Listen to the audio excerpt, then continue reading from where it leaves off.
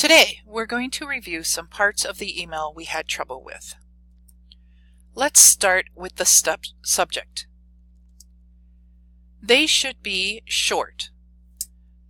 Don't have more than 5 words in your subject. The subject should tell you what your email is about.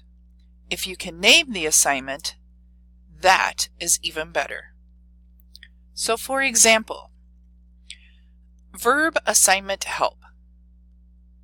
That is a short subject. Let's look at a couple together.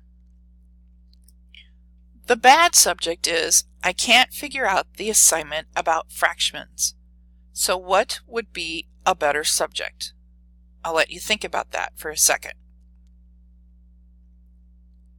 The new subject could be fraction assignment help. So what makes this better? Well, it's only 3 words long, and it tells the teacher what the email is about. Let's try one more together.